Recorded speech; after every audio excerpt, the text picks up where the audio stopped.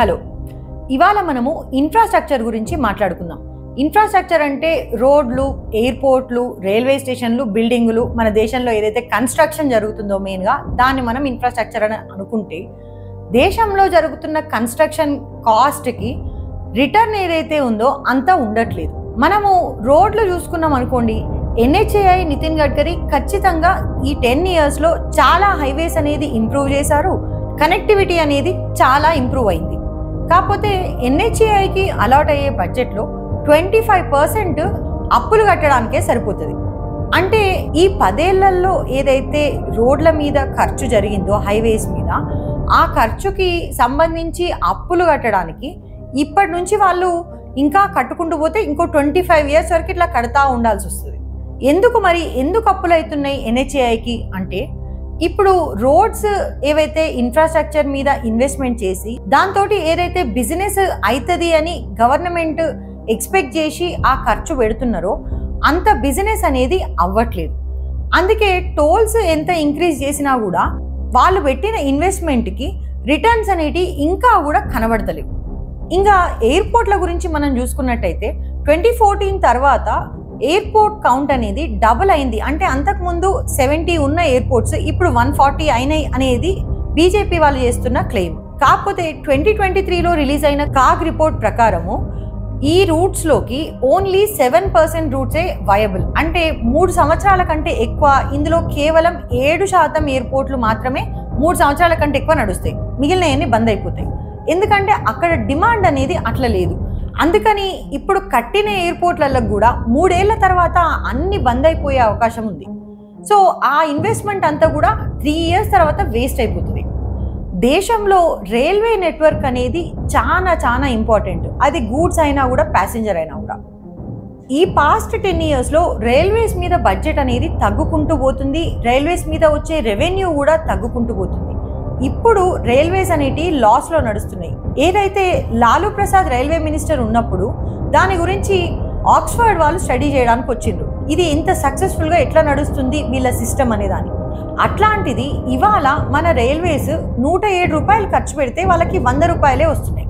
రైల్వేస్కి flagship programme లాగా చెప్పుకుంటున్న వందే భారత్ ప్రోగ్రాంలు కానివ్వండి, లేకపోతే కొత్త రైల్వే స్టేషన్లు కానివ్వండి, ఇవి రెవెన్యూస్ ఇంక్రీజ్ చేయడానికి అవ్వట్లేదు. ఎందుకంటే ఇవి ఒక రకంగా కూడా నార్మల్ లోవర్ క్లాస్ కానీ మిడిల్ క్లాస్ కోసం కానీ ఇవి పెట్టలేదు.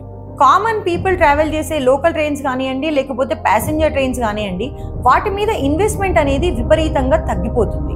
దాంతో ట్రైన్ ఎక్కే వాళ్ళ నెంబర్ అనేది కూడా తగ్గుకుంటూ పోతుంది.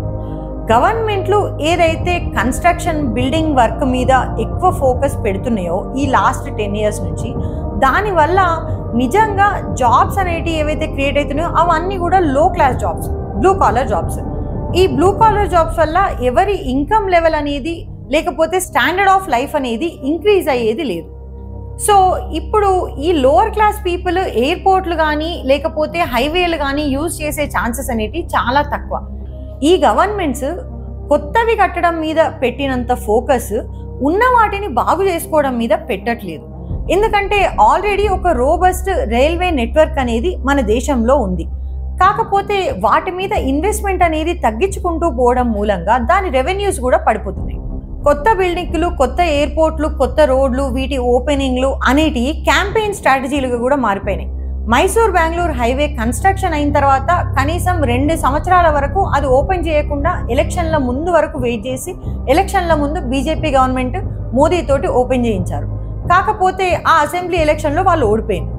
ఈ ఇన్ఫ్రాస్ట్రక్చర్ మీద జరుగుతున్న ఇన్వెస్ట్మెంట్ ఏదైతే ఉందో అది దేశంలో ఉన్న 90% పాపులేషన్ మీదకి వెళ్ళట్లేదు. ఎందుకంటే వాళ్ళ ఇన్కమ్ స్టాండర్డ్ అనేది ఈ ఎయిర్పోర్ట్లు కానీ, లేకపోతే ఈ ఎక్స్పెన్సివ్ రైల్వేస్ కానివ్వండి, లేకపోతే కార్లు వేసుకొని హైవేల మీద కానీ వాళ్ళు పోయే పరిస్థితి అనేది లేదు. గవర్నమెంట్ పాలసీలు అనేటి ఒక 10 years డౌన్ ద లేన్ మన పబ్లిక్కి ఎట్లా ఉపయోగపడతాయి అనే దాని మీద ప్లాన్ అవ్వట్లేదు.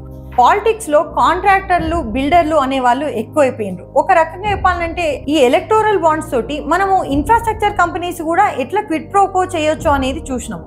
దాన్ని బట్టి మనకి ఏమర్థమవుతుంది, ఈ బిల్డింగ్లు, ఈ కన్స్ట్రక్షన్లు, ఈ మనకు కనిపించే డెవలప్మెంట్ ఏదైతే ఉందో దానివల్ల జనాలకి అయ్యే బెనిఫిట్ కంటే కూడా ఈ కాంట్రాక్టర్లో, బిల్డర్లో, లేకపోతే అక్కడ ఉన్న పాలిటీషియన్స్కో వాళ్ళకి బెనిఫిట్ అయ్యేటందుకు ఈ ప్రాజెక్టులు అనేవి ఎక్కువ ఉపయోగపడుతున్నాయి. ఇండిపెండెన్స్ వచ్చిన తర్వాత జవహర్లాల్ నెహ్రూ ఐఐటీస్ మీద, ఐఐఎంస్ మీద, రీసెర్చ్ మీద ఇన్వెస్ట్మెంట్ అనేది పెంచారు. దాని రిజల్ట్స్ అనేటివి ఇప్పుడు కూడా మనము చూస్తున్నాము.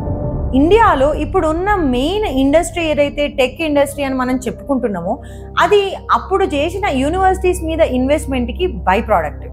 కాకపోతే ఈ లాస్ట్ 10 yearsలో అది ఏ గవర్నమెంట్ అయినా కూడా వాళ్ళు ఎడ్యుకేషన్ మీద, హెల్త్ కేర్ మీద ఇన్వెస్ట్మెంట్ అనేది తగ్గించుకుంటూ పోతున్నారు. మన దేశంలో ఏదైతే ఎక్కువ అవైలబుల్ ఉంది అది హ్యూమన్ రిసోర్స్. ఈ హ్యూమన్ రిసోర్సెస్ మీద ఇన్వెస్ట్ చేసామనుకోండి, అప్పుడు దేశం కూడా బాగుపడే అవకాశం అనేది ఎక్కువ ఉంటుంది. దేశంలో ఉన్న మనుషులే ఈ దేశానికి ఉన్న యాసెట్. ఎందుకంటే డెమోగ్రాఫిక్ డివిడెండ్ అనే దాంతో మన దేశ ఎకానమీ అనేది పెరుగుతుంది. సో ఈ మనుషుల మీద గనక ఇన్వెస్ట్ చేసి షైనీగా ఉండే ప్రాజెక్టులు కానీ, బిల్డింగ్లు కానీ, ఎయిర్పోర్ట్లు కానీ ఇట్లాంటి వాటి మీద కాకుండా మన దగ్గర ఎక్కువగా ఉన్న రిసోర్స్ అది హ్యూమన్ రిసోర్స్, వాళ్ళ మీద కనుక మనం ఇన్వెస్ట్ చేయగలిగితే మన దేశం అనేది ముందుకు పోవడానికి ఇప్పుడైనా కూడా లాంగ్ టర్మ్లో అయినా కూడా ఒక గుడ్ ఇన్వెస్ట్మెంట్ అవుతుంది. దాన్నే సస్టైనబుల్ డెవలప్మెంట్, సస్టైనబుల్ గ్రోత్ అని మనము అనుకోవచ్చు. ప్రపంచంలోనే ఏవైతే మంచి కంట్రీస్ అని మనం చెప్పుకునే స్కాండినేవియన్ కంట్రీస్లో అక్కడ పబ్లిక్ ట్రాన్స్పోర్ట్ మీద కానీ, పబ్లిక్ ఎడ్యుకేషన్ మీద కానీ, పబ్లిక్ హెల్త్ కేర్ మీద కానీ చాలా విపరీతమైన స్పెండింగ్ ఉంటుంది. అందుకని జనాలకి రేపు నా లైఫ్ ఎట్లా, నాకు ఆరోగ్య సమస్య వస్తే ఎట్లా అనే ఇన్సెక్యూరిటీ అనేది లేకుండా వాళ్ళు డెవలప్మెంట్ అండ్ గ్రోత్ మీద వాళ్ళు ఫోకస్ చేయగలుగుతారు. సో మన దగ్గర ఉన్న మెయిన్ రిసోర్స్ మన మనుషులు. సో మనుషుల మీద ఇన్వెస్ట్ చేస్తే గవర్నమెంట్కి అందరికీ కూడా అదొక విన్ విన్ సిచ్యువేషన్ అయ్యే ఛాన్స్ అనేది ఉంది. లాంగ్ టర్మ్ ప్లానింగ్ అనేది గవర్నమెంట్కి ఉంటే ఇట్లాంటి ఒక ఇన్వెస్ట్మెంట్ అనేది జరిగే అవకాశం ఉంటుంది. ఇన్ఫ్రాస్ట్రక్చర్ మీద ఇది మా analysis. This is Telangana talks and I'm Deep.